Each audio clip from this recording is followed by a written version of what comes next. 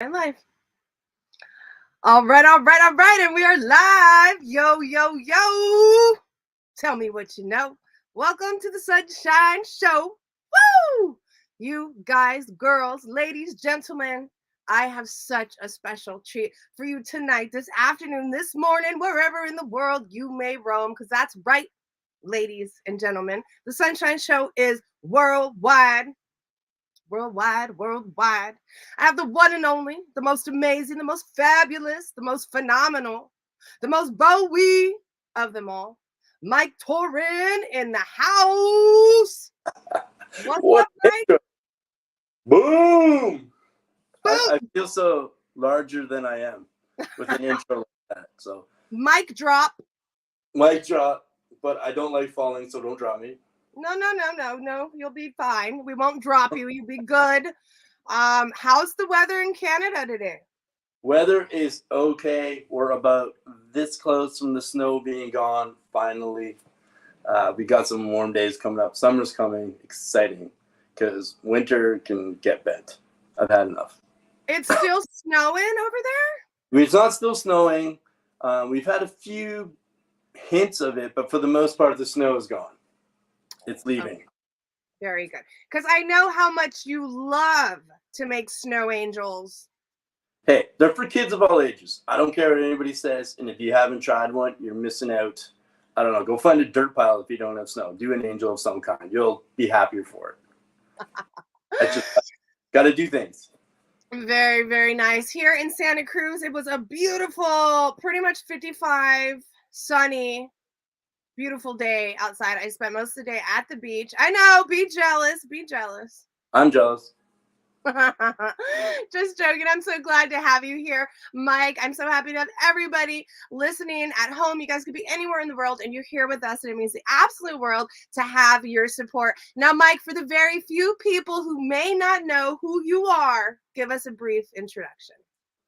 I'm just a silly guy who looks old with an immature brain. That I love bass guitars. I love everything about the music world. Obviously, a lot of people know Bass Players United, who I'm heavily involved with the group and so on. And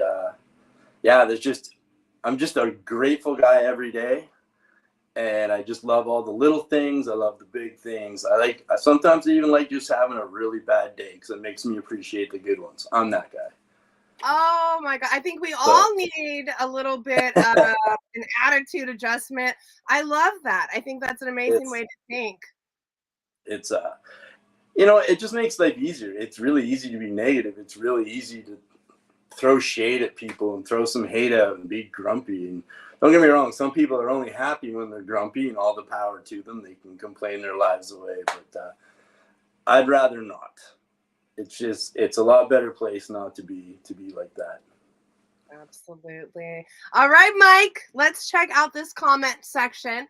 We got a lot of people here supporting you.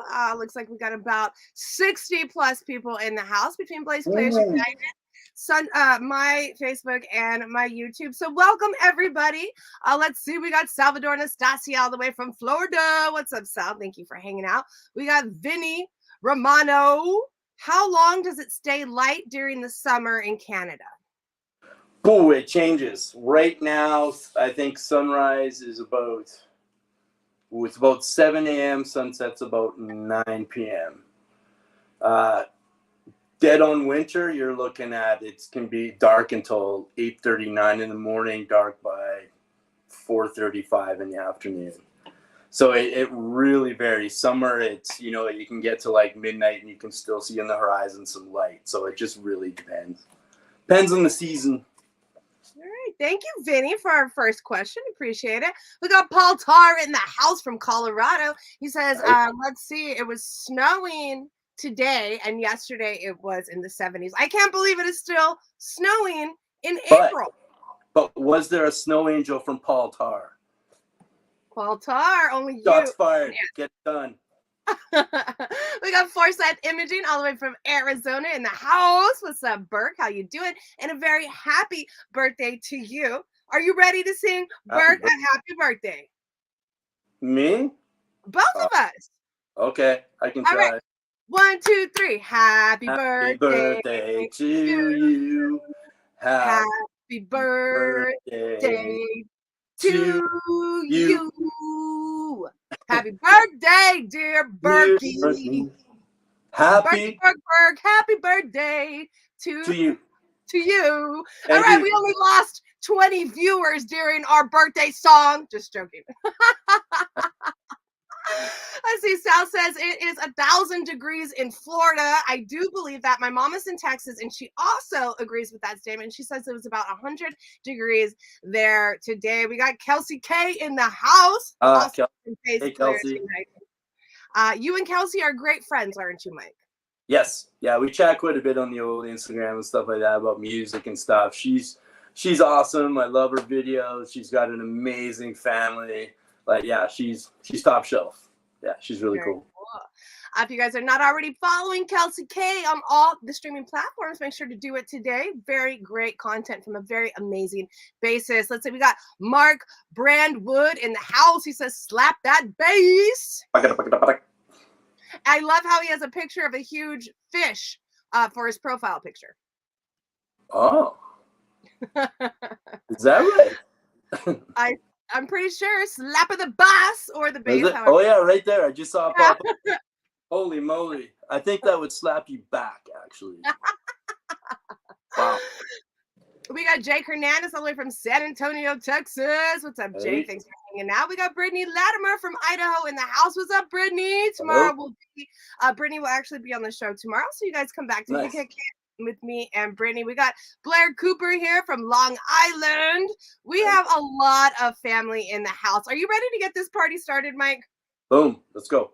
Boom, let's go. If you guys have any questions, comments, suggestions for your host, Sunny C, or the one and only Mike Toren of Bass Players United, make sure to drop them there in the comment section, and I will get to them as soon as possible. All right, let's see. Paul says kindness does not cost a thing. That's absolutely 100% true. 100%. It's pretty easy to do, and I don't know. People just can't seem to do it sometimes. That's their choice, but it doesn't cost a thing. Easy to do. Very cool. Let's see. Jimmy Woolbright wants to know, have you ever been to Le Studio in Morin Heights? Negative. I have not. All right. Very cool. Let's see. All good. We got Matt Dern in the house from Arizona as well. Let's see. Paul says, no snow angels here. My bones won't take the cold. Maybe a snow devil. Oh. Well, whatever he has to do, it's on him. And we're waiting.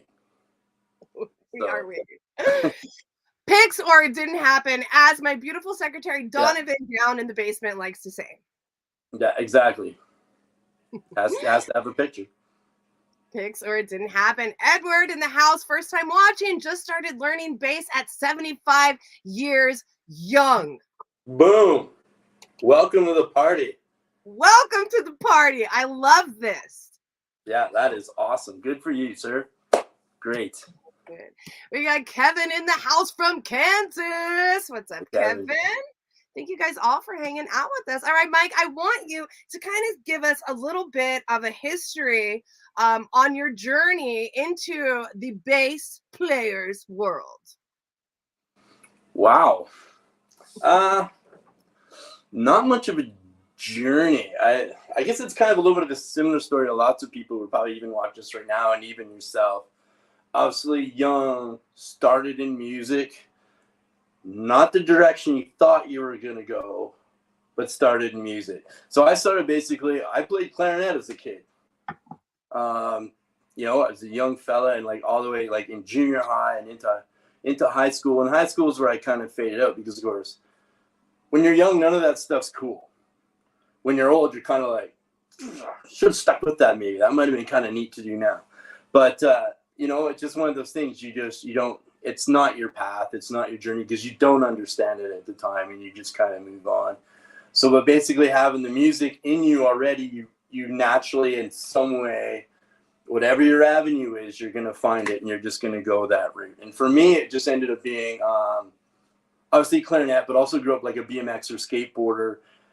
Had a buddy who was big into BMX who also played guitar. Boom, when you're young, it's like, well, you play guitar. I'm going to play bass. And pretty much that's just how it started. And I went back and forth actually from bass and guitar for many, many years. And finally it just was like, why am I mean, I still play guitar, but like the path is bass. That's where the love is always. If I had to pick one, obviously I'm going to go with the bass route. And yeah, it just went that way ever since. That's it. Pretty that simple. Bands do that thing like we all do when we're young. We all get rowdy and, you know, bang our heads and go to bars and all that shit and come back with our music cases stinking like ashtrays and all that stuff. And it's awesome. Wow, Mike Toren, the clarinet player. While I was over here playing the tuba, you were playing the dang clarinet. That's right. That's how that worked. I do have to think the tuba would probably have been a little more fun, but hey, that's how the path went. Well, it was a lot easier for you to carry your clarinet to school than it was for me to carry that tuba to and from school. 100%. I will not deny that whatsoever. All right, let's check out this comment from Vinny Romano. He says, I'm thinking about upgrading my bass and stumbled across a Schecter Silver Mountain bass with Fishman pickups in cobalt blue. Would that be a good one to go for? I'm primarily a guitar player, but was told that I would gradually become faster over time and yet still be articulate. What a question. The bass you described sounds absolutely amazing. Sounds like something that you'd really want to stare at on music stand even more than playing. But honestly, Schecters are great instruments. Fishman electronics are awesome. And it really boils down to, it almost doesn't matter what the instrument is obviously as long as it's decent and it's set up okay, is if you're comfortable with it. It really doesn't matter. I mean, that bass he's describing sounds pretty amazing, and I would really like to see it. And who knows, maybe I'd like to have it in my lap and give it a little. But you know, it's honestly up to the player. It doesn't matter if it's a $100 pawn shop prize or a 5,000 instrument you got from some custom builder. It just has to fit you, and you'll know. It's one of those things. Anybody who's played any instruments, if he's a guitar player, then he knows. He sat down, picked up a guitar, and within a few seconds, you know or don't know. It's just that simple. But bassy sounds is amazing. I'd say it'd be pretty good.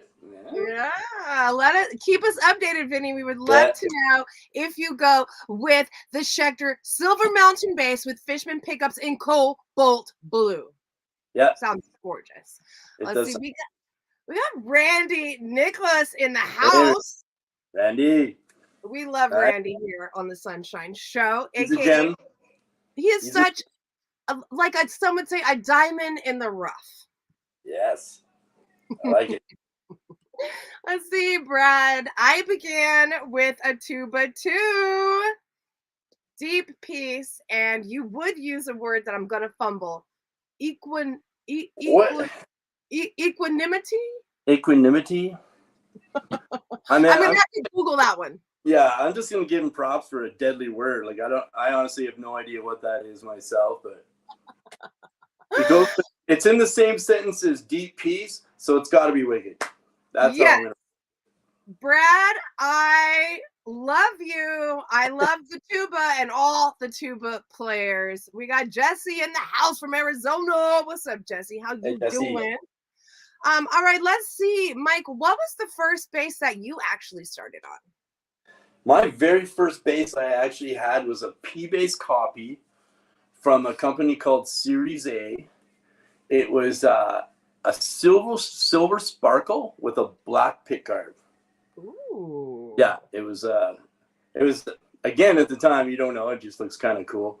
My whole very first bass rig was actually that bass. I had a hot pink cord and it went to a little Roland Cube amp. That was my first ever bass rig. Yeah. Wow, very cool. And you have since upgraded, and you now have like a collection of amazing basses.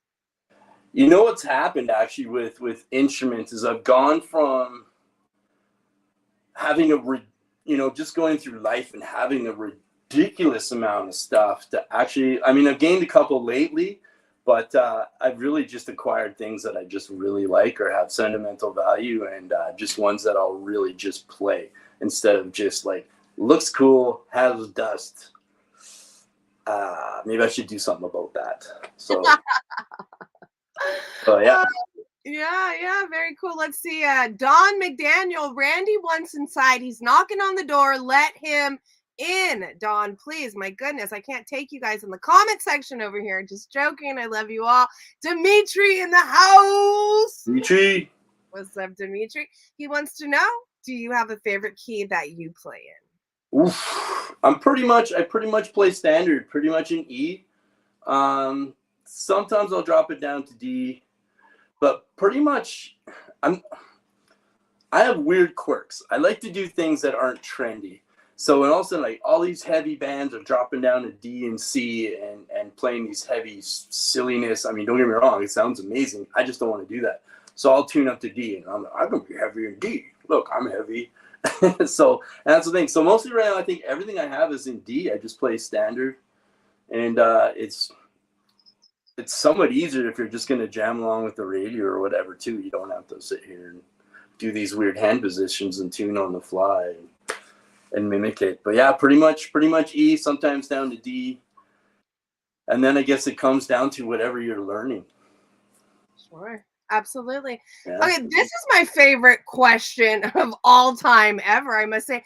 John wants to know, who are these people? Well, John, let me tell you who we are. I am the host of the Sunshine Show, Sunny C, and I am hosting a podcast. You can find it on all streaming platforms called the Sunshine Show. And this is Mike Toren, the one and only of Bass Players United, a part of the very team that puts together the group and the content for Bass Players United.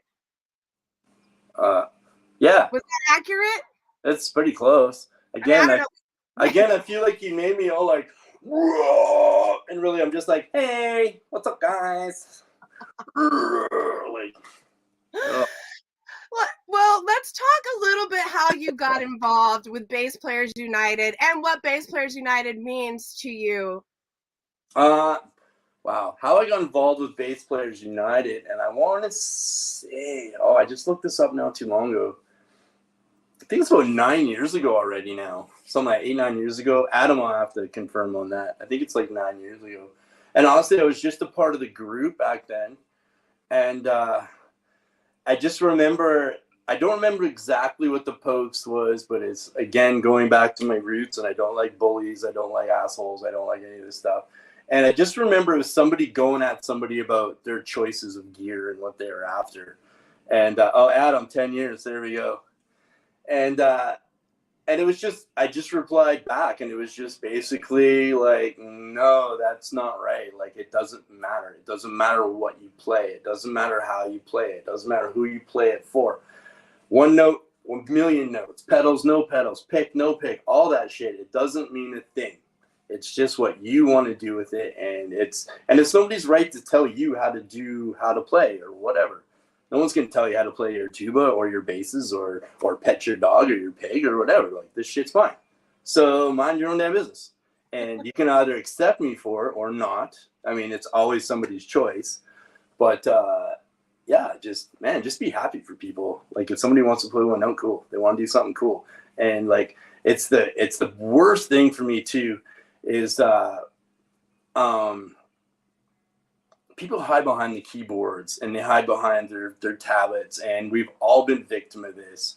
And it's really funny too, because I've had conversations, and it's been really, really good for a long time. But I remember back in the day, like, I used to say kick people out of the group. And man, in private messages, I don't think there's a thing I haven't been called. Like, honestly, God, it is wild what people will say to you over top of their keyboard. It is amazing. And it's really funny because I'm always just like, you know what? My front door's open. I'll put some coffee on and we can discuss it. It's up to you. Whatever you want to do. Because, like, I'm just not having it. It's not right. It's not cool. Life is actually pretty easy in these departments. You just got to be nice to each other and be supportive. And that's always fun because that's the best thing I've always liked. I've always preached it in Bass Players United, and it's encourage, support, respect. And it's those 3 words, and it's that simple, and it's nothing larger in life. These are easy things to do, really easy things to do, and you don't have to be an asshole to do it. It's not. I'm just happy for you. Are you happy? I'm happy for you. That's it. That is one very, very cool thing about Bass Players United. It's a community where we all build each other up. We're here to support, to unite, and not to bring anybody down, not to destroy anybody, because that's not what we're here to do. We're not here to compare. We're just here to build people up and be the best us that we can possibly be. And we make mistakes, but as long as we try to be a better person the next day, then we're good to go. And absolutely, like we even see it in the group sometimes too, like because obviously it's a huge group now. I think we're at I know it's over 37,000 members now, and for the most part, there's a bunch that contribute on the regular. So you kind of learn these people and what they're about. And sometimes you can tell like, ooh, that might be a little off, but you know what? That person might just be having a bad day. Yeah, it could be that simple. So you got to kind of wager things, and sometimes you see things where it's just like, oh man, you just got to go. You don't belong here. I'm sorry. Yeah. Now I want to get back. We're going to get back into talking about Bass Players United, but I do want to talk. I want to bring some of these comments up. Some people are sharing with us their first basses and their first song, so I think that's kind of cool. Timothy says his first bass was an Ibanez 5-string. Nice. Brad says his was a red K bass. It resembled a Gibson SG. Ooh, that's solid. Wow. My first bass was a 5-string PV bass. And I tuned it to a high C because I used it in jazz band. So I would use the high C solo stuff. And then when I had to learn the low B without the high C, it was sort of like a transition for me as far as like the 5-string is concerned. Let's see. Timothy says Thunder Kiss 95 was his first song. Great song, great album. Yeah. Do you remember your first song that you learned on the bass? I have no idea what my first song was I learned on the bass. No idea whatsoever. I think mine. Go ahead. Oh my god! I don't think it was anything as cool as like White Zombie or something like that. I'm sure it was something really. Yeah, I don't know. I can't even guess. I have no idea. I think mine was the Woodchopper's Ball, which is like a jazz standard that all like the kids learn. Wow, yeah. That was my first one. Let's see. Bob says Pink Panther was his first song. Wow, nice. That is really cool. Let's see, Kelsey K. I think the most annoying debate is pick versus fingers. So outdated and ignorant. It really is. She nailed it. It is outdated and it is ignorant, and that's why BPU like we don't even put it up there. Like if somebody starts, unless it's a legit question or something like that. But if you're just gonna be there to troll, kick racks, you gotta go. Yeah, it's just about preference. And honestly, at the end of the day, if you can do all those things, man, knowledge is power. You're good to go. Yeah, so absolutely. All right, let's see. Luke says his first bass was a 5-string Johnson that he smashed. Luke, I need the backstory on how you smashed that bass. Yeah, and what's a Johnson? And what's a Johnson? I mean, that's a good question. Luke, please answer those questions. Let's see. Kevin says, I play a Fender Jazz, but the weight is hard on the shoulder after some time. Any recommendations of a good lightweight bass? That's kind of a 2-part question because it's there are definitely lighter basses out there. Some Ibanez models obviously are lighter. Squires might be a little lighter. But another angle too is a lot of people go is the strap. And like you can get like nice wide thick padded straps and it'll really help you with the weight as well. But again, it's man, these are such loaded questions. They're great questions, but it really comes down to the person. You go to the store, pick up some instruments, see what you like, ask some questions, find out if there's you know, how solid this body is in this bass. Maybe there's guys out there that are chambering the bodies of their bass, so they're just a couple pounds lighter. Little things like that. But yeah, ask those questions. I can't really give a solid answer. I know some Ibanez's are really light. Wow, I don't know, because I don't really care how heavy the bass is. I just play. Sure.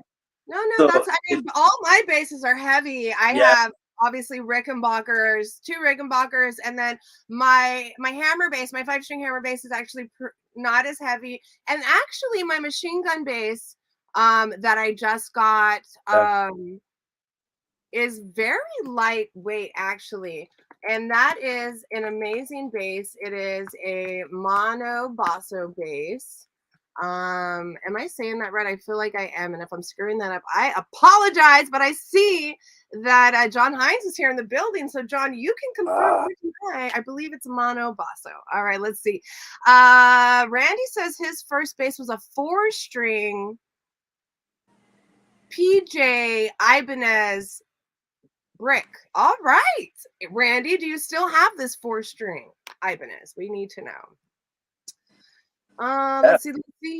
The bass I currently have is a Squire P bass. You guys, I'm loving all of this stuff. Smells Like Teen Spirit was Scott's first song that he had learned. Solid.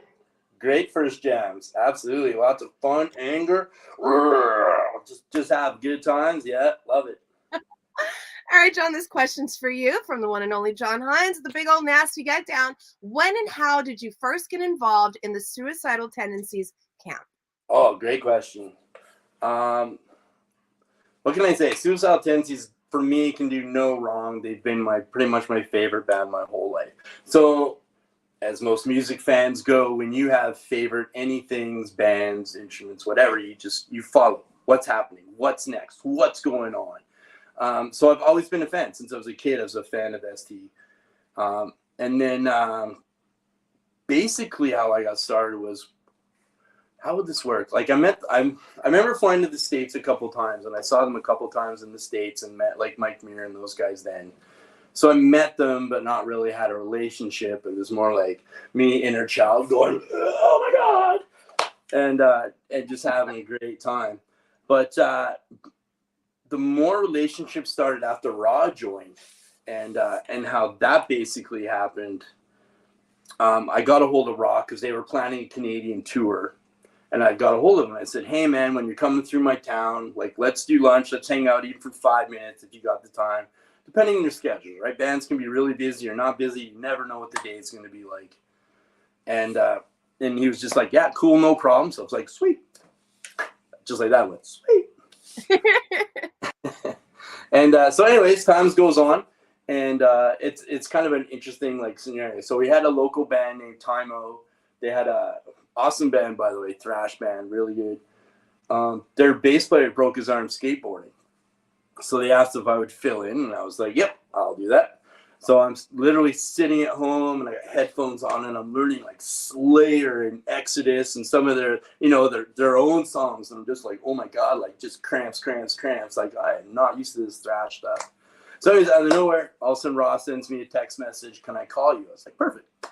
Thinking it's going to be for like our hookup, because it was literally the next week. So he just phoned me up, and he was just like, hey man, like our tech can't do the tour, something's come up, and would you be interested in the job?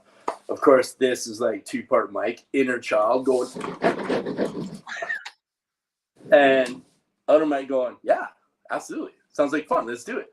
So of course I'm just like, it didn't matter job I had at the time, nothing mattered at that time except that conversation. I would have gave up on everything in life right there, quit my job, done the whole, like, gone, like, this is all the opportunities. So anyways, long story short, pretty much this was now a Thursday. Friday I guaranteed through my work or whatever I could do this tour.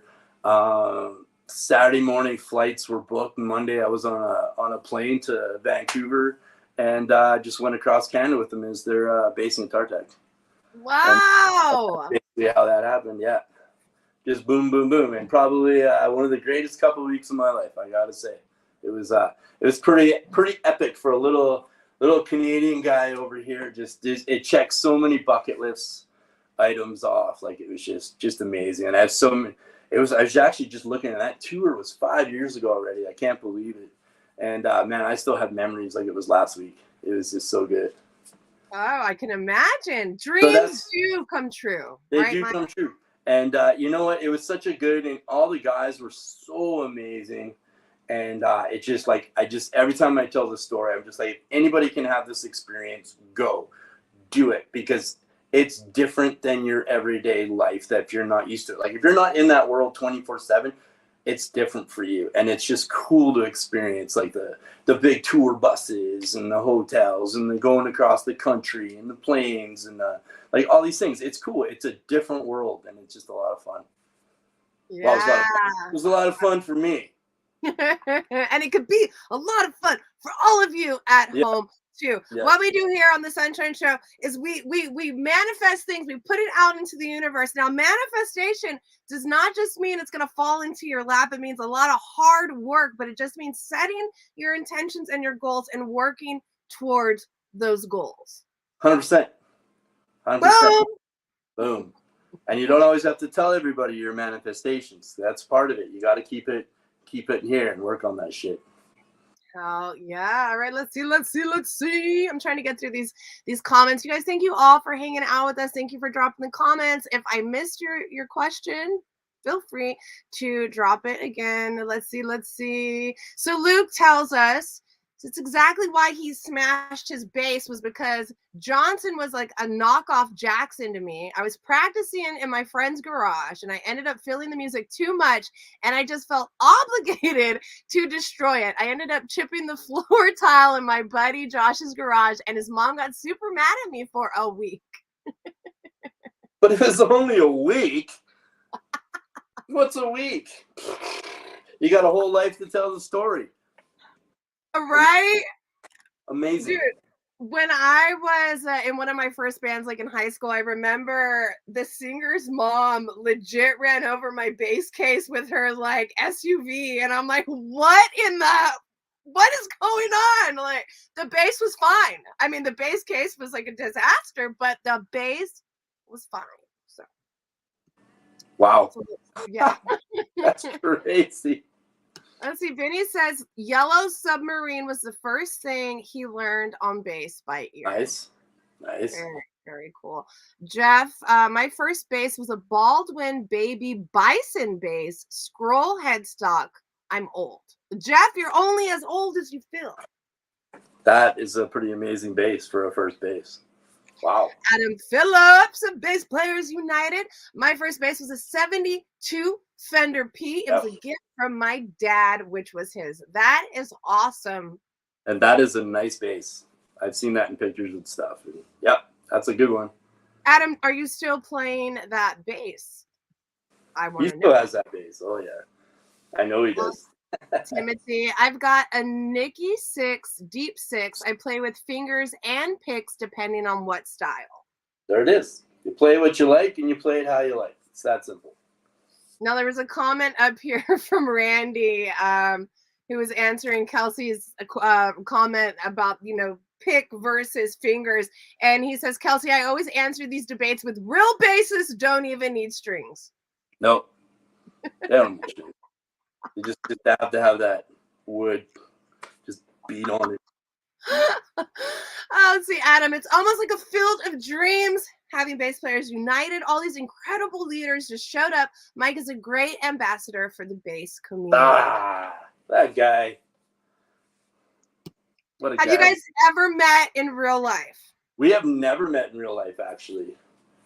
And, man, I don't even know if we've even spoken to each other, like person to person, like even on the phone. But man, we've known each other a long time, and we've seen each other go through a lot of things, and we've been there for each other. And yeah, he's like the brother I never met, way over there on the other side of the country. And yeah, good guy, that Adam. I love him. At some point, we need to have like a Bass Players United convention where we come from all over the world and get together and have lots of bass fun. Wouldn't that be awesome? That would be pretty rad. That'd be pretty crazy. And it's such a diverse amount of people that yeah, nothing go wrong. It'd be a great time. Now, Donovan, since you're a guitar player, you stay down in the basement. Okay, don't look at me like that. I see you looking at me like that. All Yeah, right. and still off social media too. Like you're not allowed that either. You sit in the dark. Sit in the dark. Watch All right.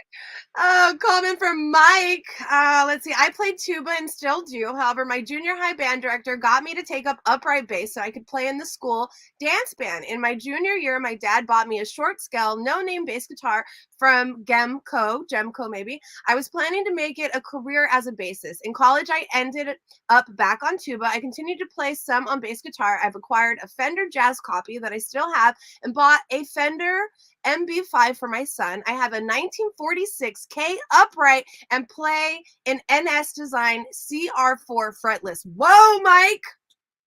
I think you got all the bases covered. Boom! He's also a part-time comedian, everybody. All right, a part-time comedian.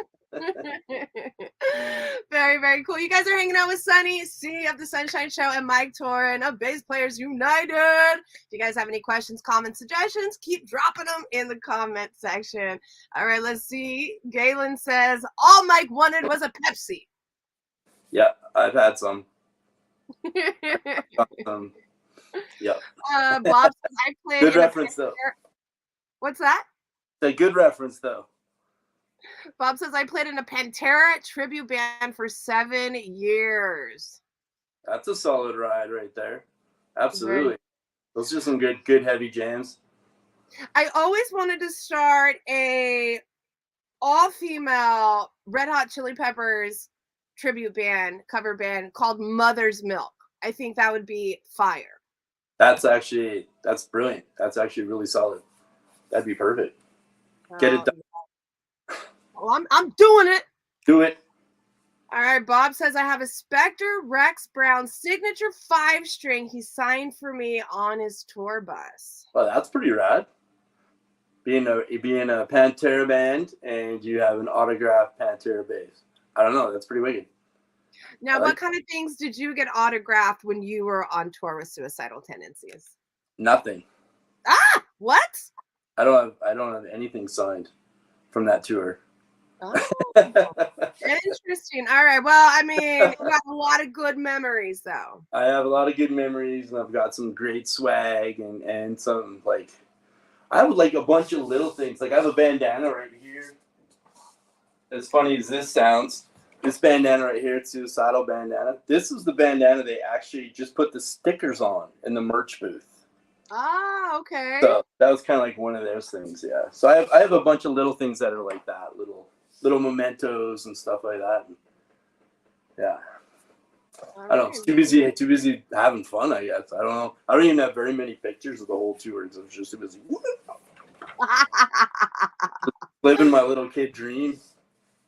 Oh yeah, let's see. Jeff is saying the first song I learned was "School Days" by Stanley Clarke. I may have already read that. That's very cool though. Galen, first bass was a Hondo $25 pawn shop bass circa 1989. Now I play in a Zola and a 6-string Grover Jackson Signature Series Washburn. I'd say you upgraded. Nice. Nicely done. Let's see. Fretless Man 71 says that's the whole point of having a case. I mean, yeah, that's the truth. I mean, the case. It's important to invest in a good case. That is actually very, very true. Although these days, it's amazing what you can get out of a gig bag now. So I'm just saying, it's pretty nice. Okay, let's see. Donovan has a question. What's the Craven bass story, Mike? Oh, the Carvin bass. It's for the Carvin bass, unfortunately. What's going on with the spelling errors, Don? Come on. The amount of time you spend typing on social media and you make errors, come on. Donovan, get it together. Just joking. So Everybody. This is the bass he's talking about. The Carvin. How do I get in here? It's a headstock. It's a pretty nice bass. I don't know the exact year of it. I'm going to say it's early 80s. Okay. Story behind that was that was the second bass I ever owned. So right after my Series A P bass copy, that was the first good bass I ever had. So I don't even remember how long I had it for. But again, as I always say, when you're young, you do stupid things with instruments because you have no idea what you have. And so I ended up trading it off, get rid of it. When I was young, I went through gear like it was ridiculous. I can't even tell you how many guitars and basses I've owned in my life. Ridiculous amounts. And so anyways, it was kind of the one that always got away. I was like, man, that carbon bass was nice. I don't regret anything, but it was kind of like one of those ones like, that would have been nice if I still had it. It was awesome. So then, like, I'm not even kidding you. Like, I think it was like 20 years later, walking through a music store, and I found it. Well, at that point, I'm assuming I'm like, oh my God, that's my old carbon bass on the wall. So, of course, being poker faced, you pick it up off the rack and you have a look at it. And the funny thing was, right after I got it, I put this, I don't know if you can see it on here. There's a little paint chip right there. Yeah, I see it.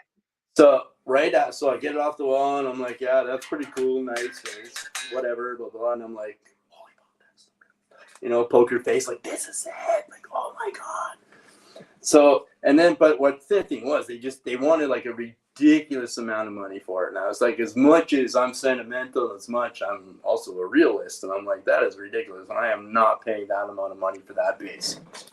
So lo and behold, actually a couple years from that, past life, my ex actually got it back for me as a Christmas present. So it was pretty amazing. So I was about 21, 22 years later, got it back. Loved it, played it. Had it for a couple of years, and then the acreage I was living on at the time got broke into. She gone again. So I was just like, at that time I had a ridiculous amount of gear. I had 2 guitars that were stolen and the bass, and just gone. Obviously, you file a police report and you do all those things you do when you lose things. So anyways, managed barely to get a copy of the receipt from it. So at least I had proof that I owned it. And then the police called the police, blah, blah, blah. Gave them all the info I could. And then out of nowhere, also I got I guess it'd be an ex-buddy now. An ex-buddy's buddy, who I'm buddies with. So many buddies. Random text message at night. And he's like, this looks like your bass. And I just opened it up. And it was like, I don't know if you have Kijiji in the States, but it's like a buy and sell thing. Okay. And it's somebody had it listed. And it was just like, what the, like, what is happening, right? So on the phone, and I'm condensing this story by a lot because it's quite the adventure. But long story short, like I ended up pretty much left it in their hands, left it for a little while, and then out of nowhere, this detective just phoned me up, and he's like, yeah, we have your instrument, and can tell it's yours, and we have enough evidence of everything else. We're just going to hand it back over to you, and blah, blah, blah. And so I ended up getting it back again, which is really awesome. So the only thing that sucks is the guys who stole it beat it up a little bit. It's got some nicks and scratches in it now, and it was like, besides the one paint nick that I put in it, it was immaculate. Wow. But yeah, I'm always like, hey, I didn't have this bass in my possession for like 20 years. Like, where did it go? What did it do? Did it sit in a closet, or did it travel the world? Did it do whatever? And then it comes back to me and then gets tossed around like, just like piece of shit, and somebody tries to sell it and I get it back again, and I'm just like what's gonna happen next? Like, you know what, I don't want to answer. Just stay there, be cool and blue. We're good. You and I were good. Just stay there. You're fine. So I've had this, basically I got this bass originally when I was in high school, and I basically still have it now. So it's yeah, we've got some history. It's got some stories to tell, and a lot of stories I don't even know, which is cool. Kind of adds to its mojo, I guess. Yeah, absolutely. Wow, that is really, really cool. The universe wants and needs you to hang on to that bass. And it's funny, first person to say that, like everybody's like, oh my God, like don't ever let that bass go. Like you can't do it. And I'm just like, okay. Just gonna be hanging out. So yeah, let's see. That's the John condensed. says you'll be. Oh, sorry. Go ahead. I said that's the condensed version, but there it is. Donovan says you'll be buried with that bass. It's meant to be, Mike. Yeah, pretty much. That's pretty much how it happened. It'll be like I don't know, the casket's broken. Oh, we can use this bass string to hold it shut or something. I don't know. It'll be like, it's gonna be there at the end. Next question from John Hines. Who are your favorite bassists and why are they Josh Paul and Raw Diaz? You know what? Straight up, those two right now, like they lit up my little bass heart. And it's and that's a two thing. One, obviously it's how they play, the sounds they get, what they do with them, the bass faces they make when they play, like they're into it. It's their thing. And you know what? And musicianship aside, that's like from being a player, your skill, for me, skill is only half of it. Your attitude and how you handle yourself is the other half. And they both complement each other really well. And you know, I can say I've met Raw. Obviously, I've toured with him. I've never met Josh Paul. I'd love to. We've chatted a little bit about gear here and there and done little things, but it's just their attitude and how they handle themselves and how they go about their playing and how they approach it and all that stuff. And you know, and that's where like a lot of my love comes from, like Suicidal, obviously, and Infectious Grooves and all that stuff. It's just these guys, they just throw it out there. They're my jam. That's about it, really. Very, very, very good. All right, let's see. I'm trying to go through some of these. Let's see. Brad says, I'm embarrassed to say my first song was She by Kiss. There's I don't know if there's really such thing as an embarrassing first song.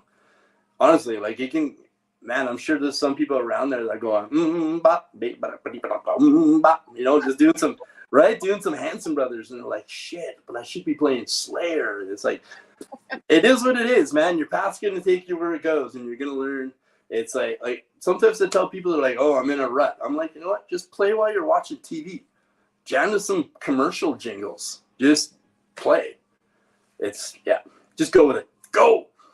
All right. Let's see. I want to read this. Michael Olson. My first bass was an Ibanez Roadstar 2, totally destroyed by the time I had moved on to a new bass. One of the turners broke off and was replaced with one that fit the opposite side of the headstock. The belt buckle rash was so bad it wore through to the pickup route on the other side. The pick guard was cracked across the lower horn and through the electronics mount, and 2 of the intonation screws fell out. Somehow I managed to sell that bass for $50 and it ended up in the hands of a new student. Okay, Michael? I would have given you $50 for that bass. How much mojo can you throw at that thing and it still plays? Come on. That's what and man, that is one bass I think everybody should own, is an Ibanez Roadstar 2. I love mine, and it's such an amazing bass. Man, everybody's got to have one of those, if you can. All right, Jason Schmidt. Hey, Mike, good to see you and your positivity. Hey, Jason. Thank you, sir. Appreciate it. We got Antonio all the way from Brazil in the house. Welcome, Antonio. Thank you for being here with us on the show. Let's see. Kelsey says, always write your serial numbers down. What are some other ways that we can protect our instruments from getting stolen?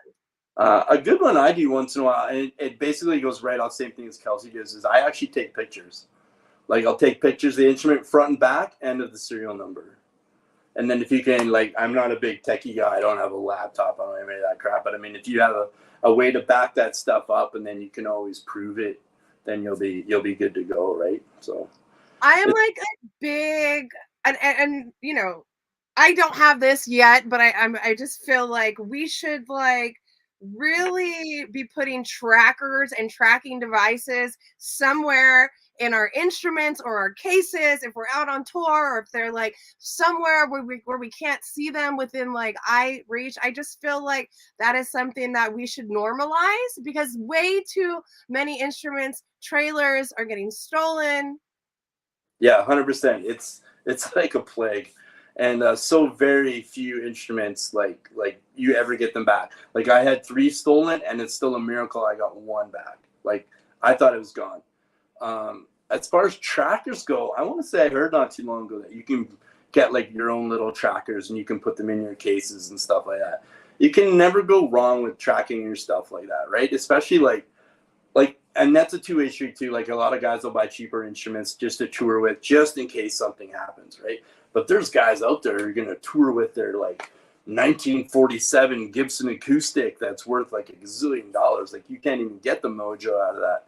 And like if it goes missing, you're just done. Like you're not getting that back. And if the person actually knows what they have, they're not getting rid of it. So you're never going to see it. Yeah. So if you can track your stuff, by all means, absolutely. Hey, if you guys can be out there tracking your boyfriends and your girlfriends, all right, you can track. You can put a tracker on your bass guitar. That's right. You can put a Find My Phone on somebody you know. You can track your shit. All right, let's see. Donovan wants to know: do you practice your bass face in the mirror like Raw does? Yeah. I don't know. I've always been that guy. It's funny, people make fun of me. Like, I don't sit still when I play. It doesn't matter if I'm standing or sitting.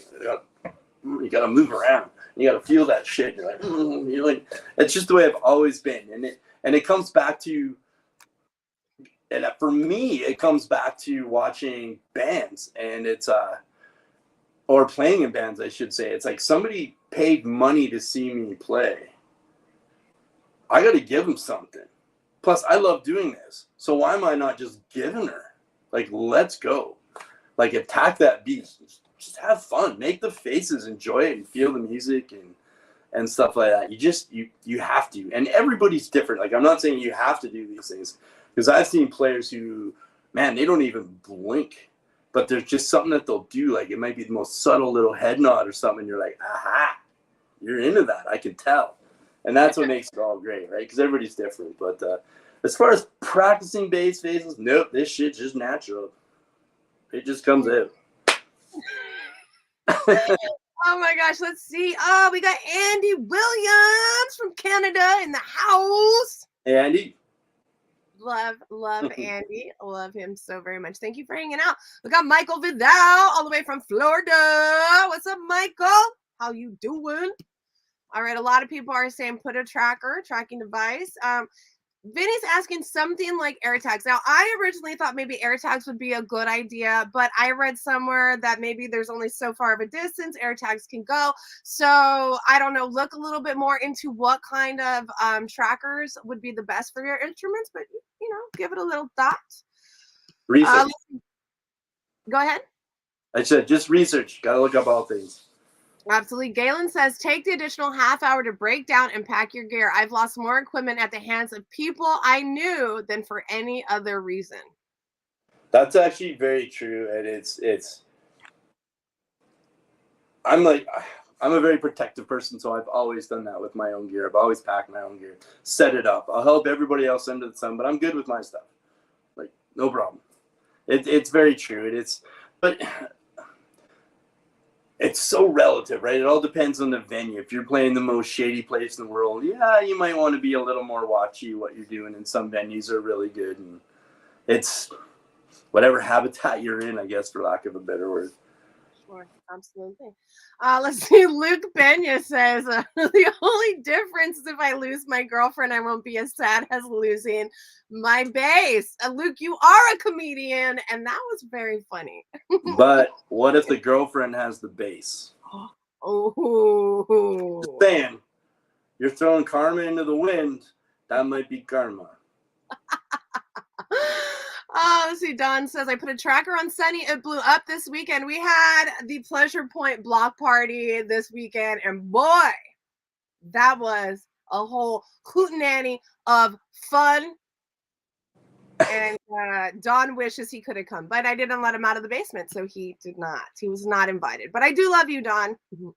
I see Kelsey's mentioning that you actually Mike mows his lawn and rides his skateboard while playing the bass. Now, you do put out very creative content, Mike. Tell me, how do you come up with the ideas for these videos? I think it just comes from just being bored. And it's just like, what can I do? What can I be stupid? And maybe a don't try this at home video. And that's pretty much how those things happen, right?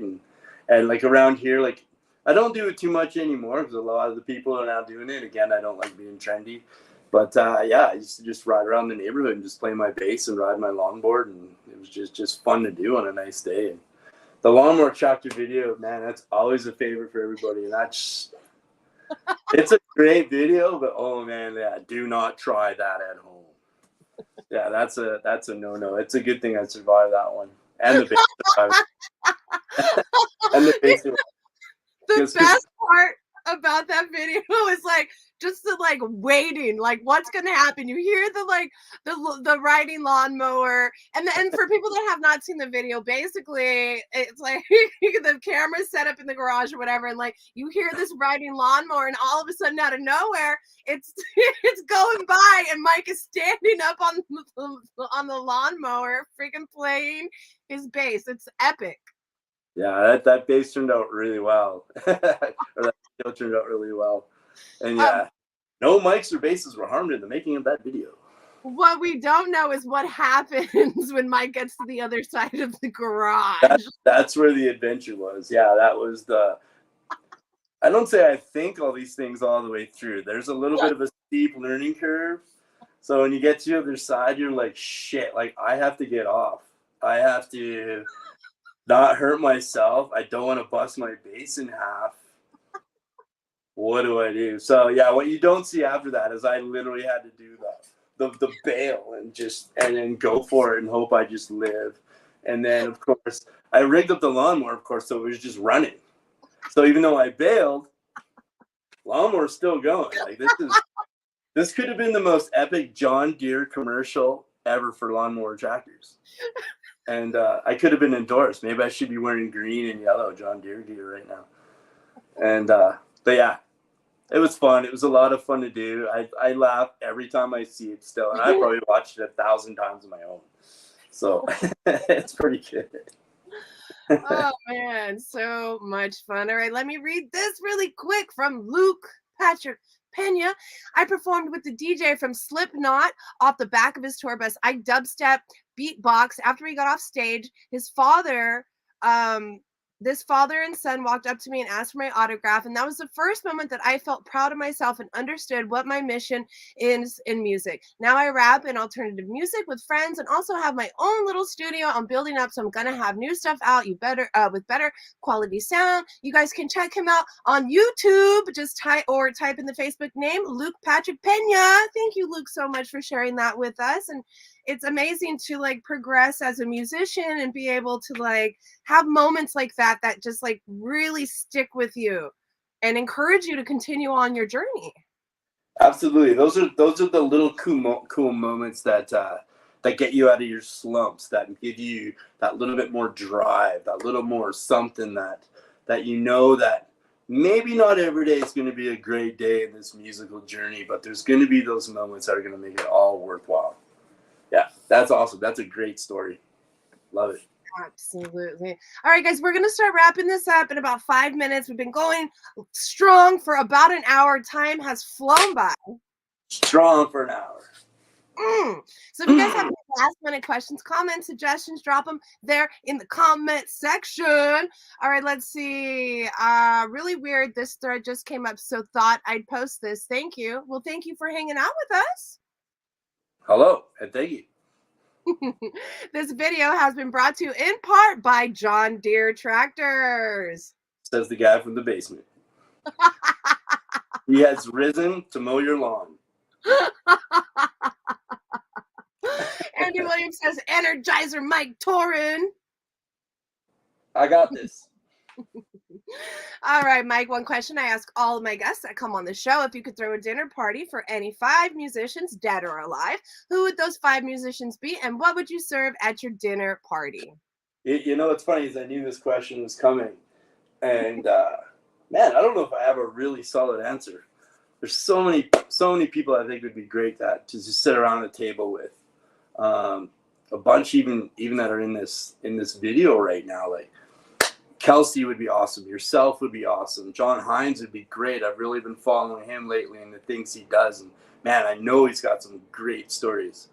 And always raw, always Josh Paul. Where it all began, Robert Trujillo. Like, there's so many people that'd be so good.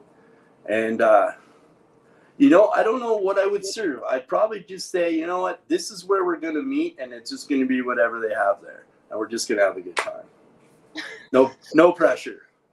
Mike took the easy way out on this party question. I 100% did. And the reason is because it shouldn't be hard. Oh, mic drop again. Boom. Sorry. It happened. Let's see, Jason Schmidt. Much love. Yeah, he's a big ST guy. Yep, absolutely. All right, let's see. Galen has a last question. Is Mike more proud of his time with suicidal tendencies or that amazingly epic beard? Well, obviously the suicidal time. Come on. Hair can grow back, but you can't have opportunities like that every day. It's actually kind of out of control. I'm going to see a barber tomorrow, believe it or not, but because I'm Everybody looking. close your ears. Yeah, no, it's not going to go short. Just got to get cleaned up. Like, I'm looking like I could build a log cabin overnight and maybe feed you possum.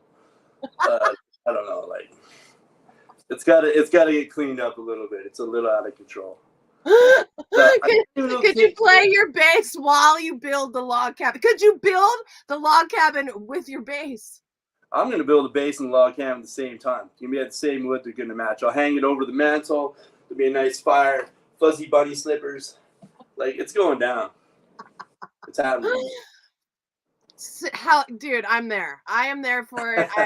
I cannot wait to see the next video to come. All right, guys. I'm gonna start wrapping this up. I'm just trying to look back through these comments and see. I really appreciate all of you guys contributing. I can only go back so much. So if I didn't get to your comment, I'm very sorry. But know that we will be back again with Mike Toren because Mike is the man. Let's do it again. And then I'm also trying to get Adam Phillips. What do we call him? What is he? The president, the king of Bass Players United. I was calling him Grand Poobah. Been trying to get Adam on the show. Would love to pick his brain. We have a lot of awesome team members that we're trying to get set up for interviews and stuff. If you guys would like an interview, drop a line to my secretary down in the basement. We'll see what we can do for you guys. I thank you all so much for hanging out with us, for contributing, for just being very kind. It is well. What? Give me some words, Mike. What am I trying to say?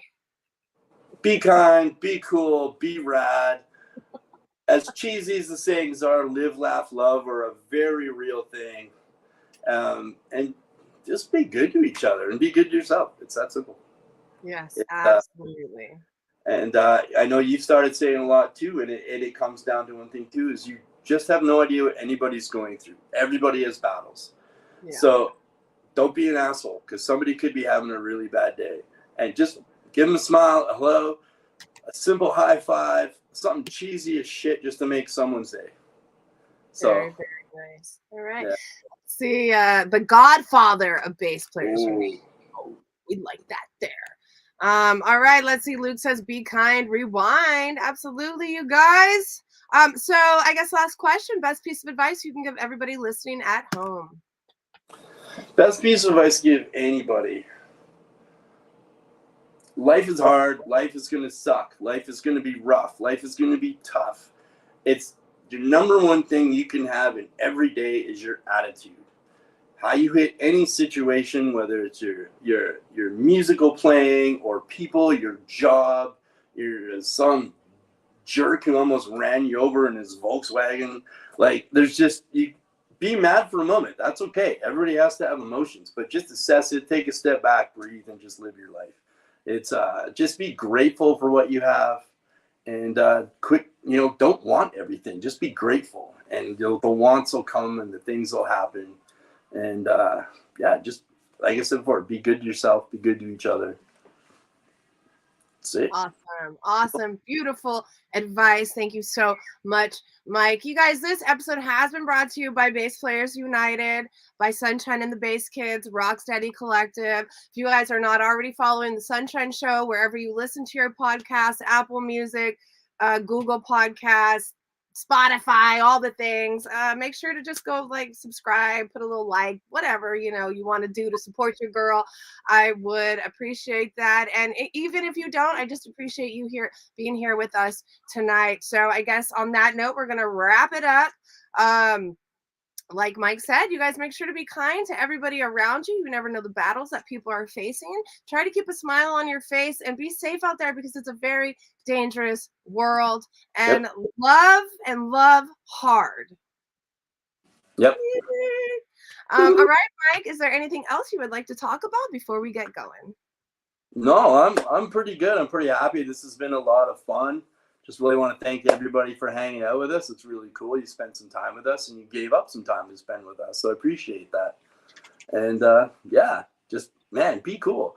Shake the earth with some music or whatever you do, whatever your hobby is. Go out and do it right now for half an hour. Live your life. Love it. And then maybe Netflix and chill. Very cool. All right, on that note, we're getting out of here. Everybody be safe, and I'll be back tomorrow with Brittany Latimer of Hotel Latimer. All right, Mike, on 3 we're gonna say bye. You ready? Ready.